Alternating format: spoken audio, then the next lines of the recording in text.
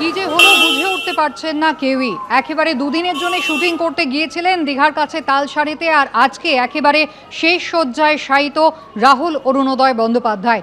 ইতিমধ্যেই ময়নাতদন্ত হয়ে গিয়েছে। স্বাস্থ্য ভবনের নির্দেশ ছিল দ্রুত যাতে ময়নাতদন্ত করে নেওয়া যায়, এবং ইতিমধ্যেই ময়নাতদন্তের প্রাথমিক রিপোর্টও কিন্তু সামনে এসেছে। অন্তত 1 ঘন্টারও বেশি সময় তিনি সমুদ্রের জলের নিচে ডুবেছিলেন। শুধু তাই নয়, মাত্রাতিরিক্ত বালি এবং নোনা জল তার শ্বাসনালী থেকে শুরু করে খাদ্যনালী, ফুসফুস, পাকস্থলীতে ঢুকে গিয়েছে, আর তাই কিন্তু মৃত্যুর কারণ, এমনটাই বলছেন চিকিৎসকরা।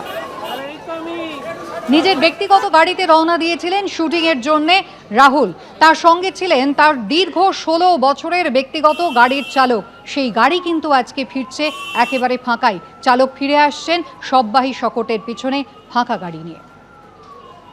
কলকাতার বাড়ি থেকে যখন রাহুল অরুণোদয় বন্দ্যোপাধ্যায় রওনা দিয়েছিলেন তালসারিতে শুটিংয়ের জন্য, তখন এই গাড়িতেই চালক বাবলু দাসের সঙ্গে তিনি কলকাতা থেকে রওনা দেন।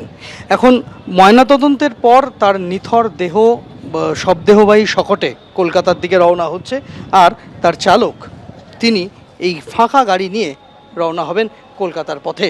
চালক বাবলু দাসের বক্তব্য, যখন এই ঘটনা ঘটছে তখন তিনি গোটা ঘটনাটা প্রত্যক্ষ করেছেন, এবং তার এটাও বক্তব্য যে জলে সে সময় প্রচণ্ড স্রোত ছিল এবং সেই স্রোতের টানে পড়ে যান রাহুল, এবং মুহূর্তের মধ্যে তিনি তলিয়ে যান। তার সঙ্গে যিনি সহ অভিনেত্রী ছিলেন তিনিও পড়ে গিয়েছিলেন, কিন্তু এই শুটিংয়ের কাজের জন্য একটি মোটর চালিত নৌকা রাখা ছিল, যে শুটিংয়ের সরঞ্জাম পারাপার করবে, অর্থাৎ একেবারে সমুদ্রের পাড় থেকে তার মাঝখানের একটি চড়ায় নিয়ে যাবে, সেখানে শুটিং হচ্ছে, সেখান থেকে আবার জিনিসপত্র যারা কলাকুশলীরা রয়েছেন তাদেরকে ফেরত নিয়ে আসবেন।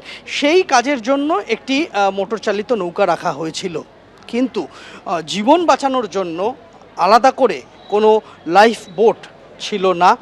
জীবন বাঁচানোর জন্য আলাদা করে কোনো প্রশিক্ষণপ্রাপ্ত ডুবুরি সেখানে ছিল না, এমনটাই বলছেন গাড়ির চালক বাবলু দাস। আমরা দেখতে পাচ্ছি যে এই রাহুল অরুণোদয় বন্দ্যোপাধ্যায়ের সেই গাড়ি এখানে রয়েছে। গাড়ির একেবারে সামনে যে লুকিং গ্লাস রয়েছে তাতে তার নাম এখনও জল করছে। আমরা দেখতে পাচ্ছি যে এখানে রাহুল অরুণোদয় বন্দ্যোপাধ্যায় তার নাম লেখা রয়েছে। গাড়ির ভেতরে তার ব্যক্তিগত যে সমস্ত লাগেজ যেগুলি গাড়িতে ছিল সেগুলি এখনও রাখা হয়েছে।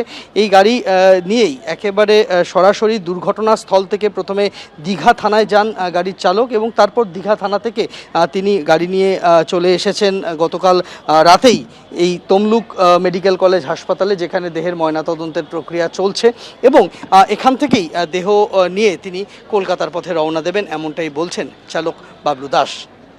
প্রবীরদের সঙ্গে সন্দীপ সরকার, এবিপি আনন্দ, পূর্ব মেদিনীপুর। এবিপি আনন্দ, এগিয়ে থাকে, এগিয়ে রাখে।